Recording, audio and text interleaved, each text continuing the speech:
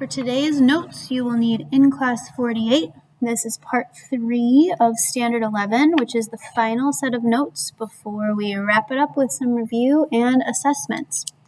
So today's focus is on two different things. We're going to learn about the triangle inequality theorem, but also the converse of the Pythagorean theorem. So as a reminder, yesterday or whenever you were in class or watched the video, in class 47 is about Pythagorean theorem. And that tells us that in a right triangle, c squared equals a squared plus b squared, where c is the hypotenuse, that longest side across from the right angle, and a and b are the two legs, the two sides that form the right angle. So we'll be talking about what the converse of that tells us today. First, though, the triangle inequality theorem gives us a way to determine whether three distances or three lengths can form a triangle or not. So we will use it to decide whether each set of side lengths will or can form a triangle.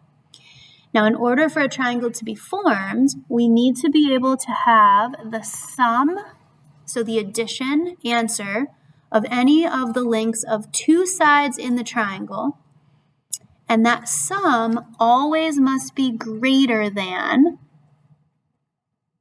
the length of the third or the final side. So if we were testing that out, we'll come back to the note in a minute. If we were testing that out here, we would need to match these up in pairs. So we would need to check to see whether 5 plus 8 was greater than 11. We would need to check to see whether 5 plus 11 was greater than 8. And we'd need to be able to check for whether 8 plus 11 is greater than 5. Now, these last two I feel like are pretty obvious because 11 is by itself greater than 8, and 11 and 8 by themselves are both greater than 5. But we would go ahead and simplify and say, sure enough, 16 is greater than 8, 19 is greater than 5. Up here, 13 is that sum, and that is greater than 11. So because all three of these were true, we would say that the triangle exists. So that's what we're looking at. Now, the good news is, if you focus on this particular setup, the one above the dashed line, that's actually enough to confirm that we have a triangle that exists. Because if this one is true, all of the others have to be true as well. So let's see what is specific or special about this one. In this first problem, I took the two smallest sides and added them together. So basically, I created the smallest sum possible, and I compared that to the largest side. So I made the sum as small as it could possibly be, and I set it equal to the largest thing, or not equal, but I compared it to the largest thing I could possibly need to compare to. If that one is true, that means that all of the others automatically will be true because the sum will be larger and the comparison is smaller. So if you test the sum of the two smallest or shortest sides and they satisfy the theorem, all of the other sets or pairs will automatically satisfy the theorem as well. So you can by all means do all three each time, or you can make sure you choose carefully. This is the longest, so I'm going to circle it, which means if I set this up as 8 plus 4, the two shortest ones, compared to the longest, that's the only one I need to test. 8 plus 4 is 12. 12 is equal to 12. Equal is not greater than. So this is no triangle exists. Or another way you could write it is the triangle does not exist. So we don't really care exactly how you explain this, but you do want to say that either there is a triangle or there is not a triangle. All right, looking at example 3, I can't really tell which one of these is the longest side. I know 12 is bigger than 10, but then we have this weird one right here. So we're going to need a calculator, and we're going to need to use that calculator to see what 10 root 2 is close to. 10 root 2 is approximately 14.14, and then that decimal just keeps going. So I'm going to put those dots there. So 10 root 2 is the largest side out of these three. So you'll notice that they're not always written in smallest to largest order. In these two problems, the largest side was at the end, but we don't want to assume that's always the case. So we always compare them and find the largest one. So we're going to take the two shorter sides, 10 and 12, and those will get compared to 10 root 2. We do not compare to the decimal, we compare to the actual value that they gave us because this is not exact. So how does 22 compare to 10 root 2? Use your imagination and pretend this is a 14.14 with a whole bunch of decimals. 22 is greater than 14.14. Greater than satisfies the theorem. So this triangle does exist. Onward we go to number 4, and we can see again that we have a side that's a little mysterious to us. So let's calculate the square root of 26. That's going to be close to 5.09. If I was rounding, I would have to round that up, but I'm not rounding. So I'm just going to say that this is close to 5.09 and then show that that keeps going so that I know I'm not rounding. So that's actually the shortest side this time, which means 23 is the longest. So I'm going to take that root 26 and I'm going to add 16 more to it, compare it to 23. Now in order to do this, you're going to have to really use that 5.09 to help you out. 5.09 plus 16. We can take our calculator where I still have that decimal. We can add 16 onto it if we're not quite sure what that's equal to. So this side I can't combine unless I go into decimal form. So that side is approximately 21.09 and then it keeps going. That is less than 23. So that does not satisfy the theorem, which means no triangle exists. All right, number 5, I've got lots of work to do. Square root of 13 is close to 3.60. Again, I'm not rounding, that's why I'm putting those dots there. 2 root 5 is close to, I'm going to write that one up here, 4.47, and then it keeps going. And then 4 root 2 is close to 5.65. And then it keeps going. So out of those three, 4 root 2 is the largest. We're going to take root 13 then and add it to 2 root 5, the two smaller ones. That gets compared to 4 root 2. If we think about adding these together, that's going to be actually a little bit more than 8. You can sometimes grab those answers from your calculator and copy them down. So I'm copying those two decimals. Forgot to put my plus sign in, so I can't really do the second one there. Added on to this one. So approximately 8.07, and then it keeps going. That is more than 4 root 2, because 4 root 2 is 5.65. So that triangle exists. The key is that we don't want to write the approximate values down in our test, because sometimes if you use the rounded values, you're not going to get the right answer. So you always want to make sure that you're officially adding those whole exact answers. You can do that just by typing it in as well. Just make sure that you get out from underneath that root before you add on the 2 root 5. And then when you get your answer, if it doesn't give you an answer, sometimes these calculators just spit that back to you. You've got that double arrow at the bottom if you're using this calculator that can toggle it into decimal mode. That won't be an issue if you have this kind of calculator.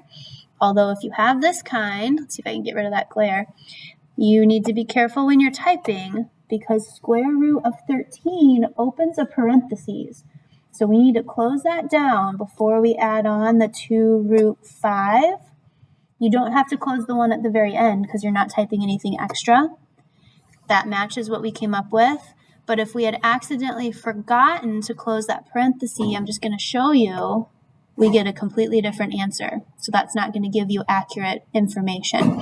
So just be really careful when you're typing those radicals into your calculator that you're being careful with those parentheses. All right, number 6, we're back to 3 numbers we can know and compare easily. 9 is the longest, so we're going to add the 2 short ones together and compare to the longer. 9 is equal to 9.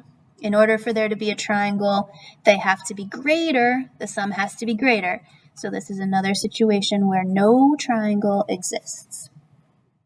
Okay, that's the triangle inequality theorem, which is the first half of today.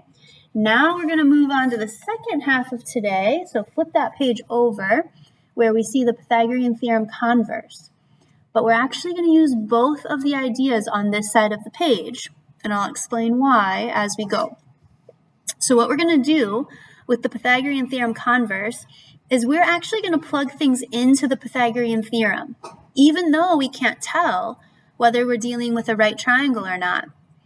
But basically how this works is if c squared ends up being equal to a squared plus b squared, that would only happen if there was a right angle. So that tells us, even though we can't see the triangle, that it must be a right triangle because it makes the Pythagorean theorem true.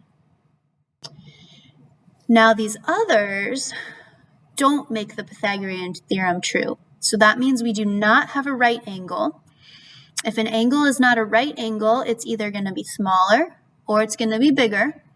So it's either going to be an acute angle or it's going to be an obtuse angle.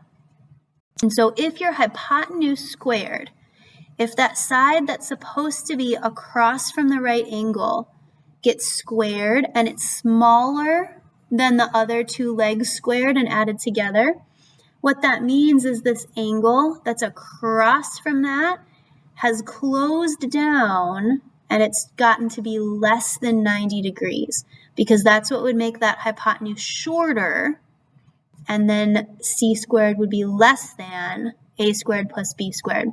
So if your c squared is less than a squared plus b squared, then our triangle is going to be an acute triangle. Now the opposite of that, if our c squared is bigger, is greater than the a squared plus b squared, then that means that our c is longer than it would need to be in order to be a right triangle, which means across from it is going to be an obtuse angle, an angle that's bigger than 90 degrees, which makes our triangle obtuse. So if c squared is equal, we've got a right triangle. If c squared is less, we've got an acute triangle. And if c squared is greater, we have an obtuse triangle. We have to be super careful, though, that c is the longest side because that's what the requirement is. We're testing that longest side compared to the other 2 that would be shorter if we were for sure in a right triangle. Now, in order to do this, we first need to know that there's even a triangle possible. So that takes us back to what we've already done. This is going to be our longest side, so we're going to designate that as the c. But before we go to the Pythagorean Theorem Converse, we're going to test to make sure that a triangle exists. So off to the side, 9 plus 10 are my short sides. I'm going to compare that to the longest side. 19 is greater than 15, so the triangle exists. Because there's a triangle, I continue now with c squared compared to a squared plus b squared. So this comes first. If there's no triangle, it's pointless to try to say what kind it is. So this Pythagorean Theorem Converse test is always part 2 of these problems. 15 squared is 225, 9 squared and 10 squared are 81 and 100. So I'm really comparing 225 to 181. Greater. 225 is bigger than 181. When c squared is greater than a squared plus b squared, we know we have an obtuse triangle. All right, round 2. Right there is my longest side, so that's going to be the C. But before I start anything, I need to make sure that the triangle exists by adding the two small ones and comparing it to the largest. 8 plus 15 is 23, which is in fact greater than 17. So the triangle exists. Phase 1 is done. Switching over to the Pythagorean Theorem Converse, C squared gets compared to A squared plus B squared. 17 squared is 289. 8 squared, 64, plus 15 squared, 225. So we're comparing 289 to 289. Equal. So if C squared is equal to A squared plus B squared, we now have a right triangle. All right, round 3. 5 is my longest side, but I need to make sure my triangle exists by comparing the sum of the two short ones to the longest. 8 is greater than 5, so this triangle exists again. Check that off my list. Next up comes the Pythagorean Theorem Converse, where I'm comparing C squared to A squared plus B squared. 5 squared is 25, and 4 squared is 16. So 25 is going to get compared to 32. 25 is less than 32, which means C squared is less than A squared plus B squared. When that C squared gets less, that means that right angle gets smaller, and so we're now dealing with an acute triangle. All right, last 3 examples are the same process, but we have those more complicated sides to deal with that have radicals. So first things first, I got to check out root 14 and see what it's close to. So this is approximately 3.74, which means 5 is going to be my C, my longest side. Let's start by making sure that the triangle exists. So I'm going to add the two short ones together and compare it to the longest. 3 plus 3.74-ish is approximately 6.74, which is greater than 5. So that one is another situation where the triangle exists. Switching over to my Pythagorean Theorem Converse, I'm going to test out my C squared and compare it to A squared plus B squared. Notice I'm using that exact value, that root 14, not that decimal. C squared is 25. 3 squared, is 9. Root 14 squared is 14. If you don't remember why, go revisit some of the previous videos. We've explained that a few times. So 25 is going to be compared to 23. 25 is greater than 23.